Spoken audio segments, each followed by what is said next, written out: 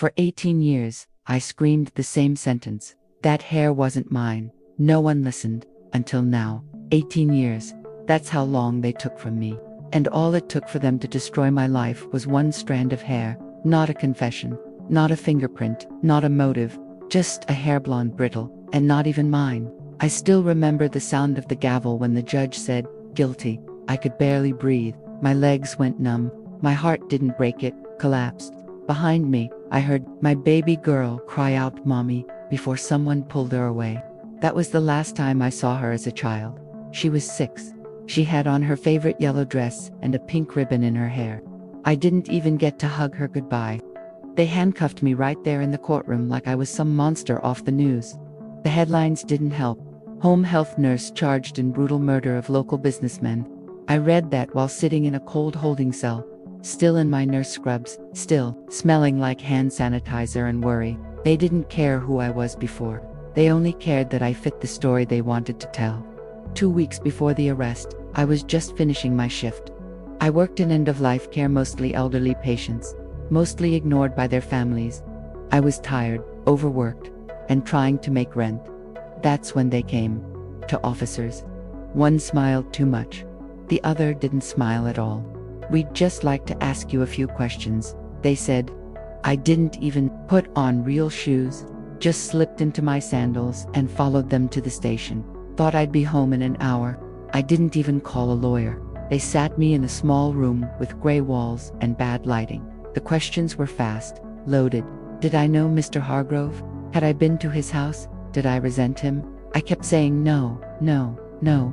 I had taken care of his mother, that was all. Then they showed me the picture of his body. Blood, bruises, a broken wrist. I covered my mouth. I felt sick. "He died the same night you clocked out from your shift," they said. Like that was proof. They said the killer left behind a single piece of evidence, a hair caught in the collar of his jacket. And guess what? The smiling cop leaned in. "It's yours." My stomach dropped. I have black hair. The hair in the photo, blonde. I told them that. They laughed. "You ever dyed your hair, ma'am?" I shook my head. Could be stress. Hair changes sometimes. I stared at them. It didn't make sense, but to them, it didn't have to. It only had to sound like it did. A week later, I was indicted. My public defender called me once before trial. Just once. Said I didn't have much of a chance. "They have forensic evidence," she reminded me, as if that meant anything, as if evidence never lies. The trial lasted 3 days. The jury was made up of people who didn't look like me. People who couldn't understand how hard I had worked to build a quiet, stable life for me and my daughter. People who flinched every time my name was mentioned next to the word murder. The prosecutor made me out to be bitter. She was fired from the home, he said. She had motive, opportunity, and a strand of her hair was found on the victim's collar. That was it. That was all it took. My daughter sat on my sister's lap in the back row of the courtroom. She didn't understand the words, but she felt the fear. And when they said guilty, she screamed like her world had ended. And maybe it had. They didn't let me say goodbye. Didn't let me touch her one last time. I was led away in chains, crying into my own shoulder. 18 years, I whispered to myself. And I hadn't even touched that man. I was just a tired nurse with a child to raise, and now I was a number in a prison file. Before the arrest, my life was nothing glamorous, but it was mine. I had a small apartment on the west side, a used Toyota that coughed in the winter, and a job that drained me, but made me feel needed. I was tired, yes, but I was proud. I worked night shifts as a home health nurse, mostly for seniors, bathing, feeding, changing dressings. It wasn't easy work, but I was good at it.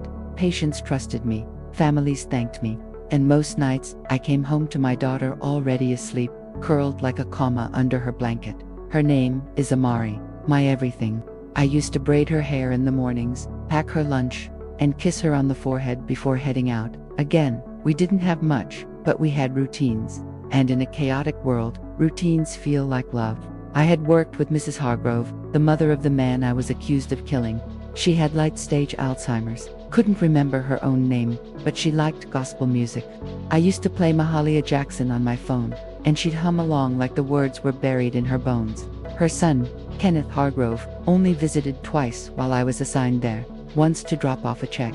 once to complain about missing silverware. He never looked me in the eye, always called me the help. I didn't like him, but I didn't hate him either. He was just rich and distant.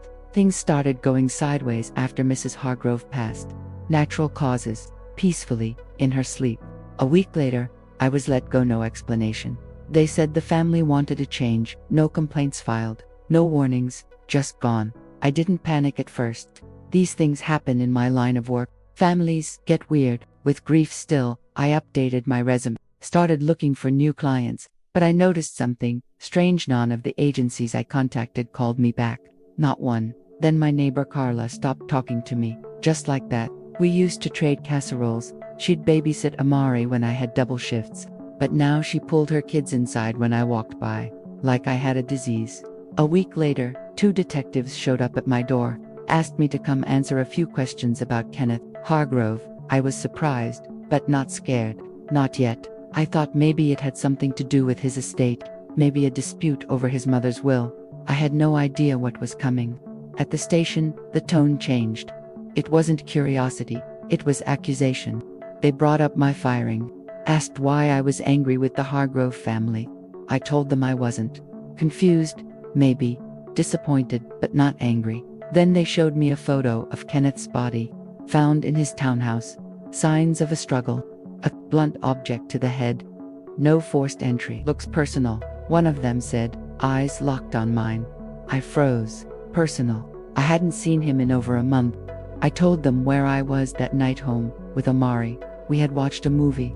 She had fallen asleep on the couch. I had reheated leftovers. I even had a time-stamped text from my sister checking in on us. They didn't care. You said you cleaned his mother's linens, right? I nodded. So you had access to their laundry? I nodded again, confused. Maybe a strand of your hair got into his stuff. Maybe it ended up on his collar. They leaned in like it was a trap already sprung. I didn't realize until later how badly I'd been set up. How little they needed. A hair, a grudge, a timeline full of holes. It didn't matter that I had never stepped foot in Kenneth's townhouse. It didn't matter that the evidence was circumstantial. They just needed a story, and I was the character they chose. I remember sitting in that cold chair in the station, my hands trembling in my lap, thinking, this is a mistake. They'll realize that. They'll apologize. I'll be home by dinner. But dinner came and went, and I never saw my apartment again. The prison gates didn't just close behind me, they swallowed me. The sound of them clanking shut is something I still hear in my sleep. That metallic finality, like a coffin lid being sealed. I wasn't an inmate yet. I was still a mother in shock, but that would fade. They gave me a uniform 2 sizes too big, and shoes that didn't fit. They told me to strip, squat, cough. The humiliation was casual, routine. The guards didn't look me in the eye, just checked boxes. Intake, processed, forgotten. My cell was the size of my old bathroom, but smelled like old metal and bleach. The bed was a thin pad over steel. My cellmate, a woman named Denise, didn't speak, just stared at the wall like it owed her answers. I didn't sleep that first night, or the second. On the 3rd night, someone screamed. I don't know who, I don't know why, but the sound tore through me like a jagged knife. It reminded me that this was real, that I wasn't going home, that no one was coming to save me. The other women weren't monsters, just tired, broken. Most of them had stories like mine, some different, some worse. I heard about mothers who stole diapers and got 5 years, about women who took plea deals for crimes they didn't commit just to avoid life sentences. Denise finally spoke on day 5. She said, "Don't cry where they can see you, they eat that." Then she turned away again. That was the best advice I got in there. I stitched it into my spine and wore it every day after. I wrote letters to Amari, every week. Long, detailed, loving letters. I told her to study hard, be brave, and never stop dancing. I drew little hearts in the margins. I never got a reply, not one. After a year, I found out my sister had moved, took Amari with her. Changed numbers, changed addresses. I don't blame her. The world didn't stop judging me after the trial. They just judged by silence instead of words. I got my first fight warning in month 3. Not because I attacked anyone, but because I refused to give up the last piece of cornbread on my tray. That's all it took. I learned quickly, prison had rules, none of them written. I tried to stay invisible. But invisibility in prison is just another word for vulnerable. I got jumped in the laundry room once. 3 women. No reason. Just because they could. I had 2 cracked ribs and no apology. The nurse gave me ibuprofen and told me to rest. Rest where? On a metal bed surrounded by chaos. I started hiding scraps of paper under my mattress. Writing poetry. Not good poetry. Just thoughts I couldn't carry in my chest anymore. They called me teacher after a while. I started tutoring other women for their GEDs. It gave me something to do, something to be, because being inmate 4,837,291 wasn't enough to survive. Every now and then I'd hear about a new program that might help with explications, but they required money, or press, or DNA evidence that hadn't mysteriously gone missing. I didn't have any of those. There was a moment, 2 years in, when I seriously considered ending it. I had braided a sheet into a rope, hung it from the top bunk, sat there staring at it like it was offering peace. But I saw Amari's face, 6 years old, ribbon in her hair, and I couldn't do it. Instead, I picked up a pen and started a new letter, not to my daughter, not this time, but to an organization I had heard a guard mention in passing. Something about innocence, something about second chances. I wrote the words with hands that wouldn't stop shaking. My name is Naomi Brooks, and I didn't kill anyone. 6 months passed before I heard back. The letter came, folded 3 times, printed on clean, white paper. The return address said Justice Reform Initiative. My heart beat so fast I could barely hold the page. We have received your letter. We are reviewing your case. I didn't cry. Not yet. I'd learned not to believe in hope too quickly. But I folded that letter like it was sacred scripture, tucked it inside my pillowcase, and for the first time in years, I slept through the night. A few weeks later, a woman named Meredith Langley came to visit me. She was in her 40s, sharp eyes behind round glasses, with a voice that didn't waste time. I read your transcripts, she said. The forensic report was garbage. I blinked. What do you mean? I asked. That hair wasn't tested using mitochondrial DNA, she said. They did a visual match. I stared at her. I had no idea what that meant. It's like matching people by their handwriting in the dark, she added. It's unreliable, and in your case, dangerous. She showed me the original report. It was 2 pages. 2. A strand of hair had been visually similar to mine. No DNA confirmation. No chain of custody. Just a lab tech with a microscope and a deadline. And that had been enough to steal my life. I've seen cases like this, Meredith said. Mostly poor women, mostly Black or Latina. Prosecutors love simple science, and juries don't ask questions. I felt sick, not because she was wrong, but because she was right. She filed a motion to retest the hair using modern DNA methods, but the evidence was missing. The box it had been stored in gone, not logged, not transferred, just disappeared into the system like a bad memory. Still, she kept pushing. She requested access to the shirt the hair had been attached to. That, at least, had been preserved barely. The storage conditions had been awful, but one sample remained intact, enough to run a test. The new results came back 3 weeks later. Meredith walked into the visitation room, sat down across from me, and slid a paper across the table. It's not your hair, she said, not even a partial match. The DNA doesn't belong to you or anyone related to you. I couldn't speak. My hands trembled, my vision blurred. I had told them, over and over, that hair wasn't mine. But truth doesn't matter when the lie is convenient. Meredith filed for a retrial immediately. The motion cited scientific invalidity and withholding of updated forensic methods, but the district attorney pushed back, said it was too little, too late, that my conviction was settled. Local reporters picked up the story. Woman claims innocence after 18 years. Hair evidence disputed. It wasn't justice, but it was noise, and sometimes, noise makes people listen. A retired lab technician came forward, said the tech who did my original analysis had been fired a year later for mishandling evidence in another case. That detail had never made it into my trial, never made it to my lawyer, never made it to me. The judge hesitated, said the courts were not laboratories for relitigation, but Meredith kept pushing. She compiled similar cases 6, all within the same 5-year window, all with matching flaws. One man had already been exonerated, another had died in prison. And then, finally, after months of silence, we got the call. A hearing had been granted. The court would review the new evidence. I remember sitting in my cell, staring at the wall and whispering, "Don't get your hopes up." But a tiny voice inside me whispered back, "What if this time they listen?" The day of the hearing didn't feel real. The guards woke me up at 4:30 a.m. "Court transport," one of them mumbled. My hands shook as I changed into the same brown pants and button-down shirt I wore to every legal visit. But this time, it wasn't just a visit. It was a chance. They shackled my ankles, wrists, and waist. Standard procedure, but humiliating every time. Like my body was still something to fear. Like the state hadn't done enough already. The ride to the courthouse was quiet. I stared out the small, grated window of the van as we passed neighborhoods I used to walk through. Trees that looked taller, houses that looked smaller. The world hadn't waited for me. It had just kept going. When I stepped into the courtroom, my legs nearly gave out.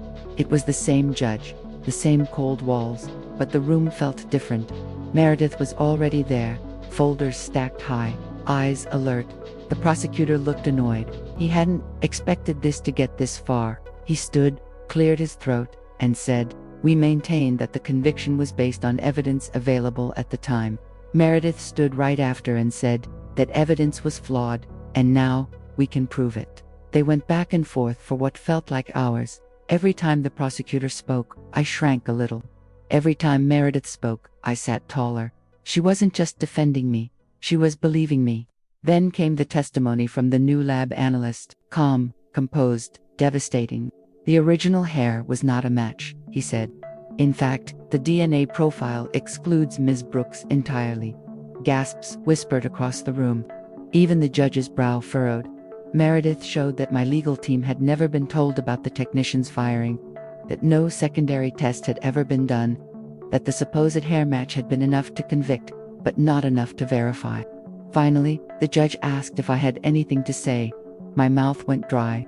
My throat burned. But I stood. "I didn't kill Kenneth Hargrove," I said. "I didn't even know where he lived. And I lost 18 years trying to prove what I told you from the beginning. That hair wasn't mine." The judge was silent for a long time. Then he looked down at the papers in front of him and said the words I had stopped dreaming about years ago. "This court finds sufficient grounds to vacate the conviction of Naomi Brooks. The defendant is to be released immediately." I didn't cry. Not right away. My body was frozen. Meredith touched my shoulder, and I finally exhaled. It felt like releasing a breath I'd been holding for nearly 2 decades. They took the shackles off in the back hallway.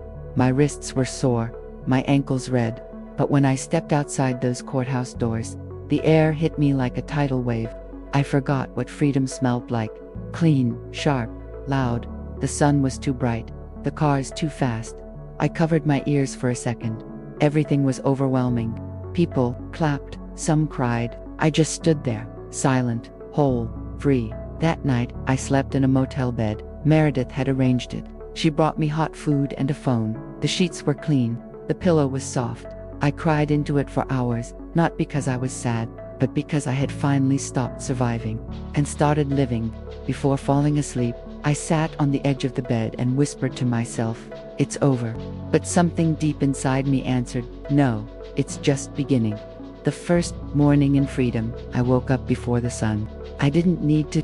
There was no count, no doors slamming, no guard yelling head count, but I still woke early, body trained by years of routine. I lay there, eyes open, watching light creep across the ceiling. It was the first time in 18 years I didn't start the day with fear. No one was watching me. No one owned me. I was just Naomi again. Not a number, not a file, not a mistake. The motel had a small garden out back. I sat there with a cup of coffee Meredith brought me. No sugar, just cream. The silence was alive. Birds, wind, life. For the first time in years, I didn't feel like a ghost inside my own skin. Meredith asked me what I wanted to do next. I didn't know how to answer. How do you build a life from scratch?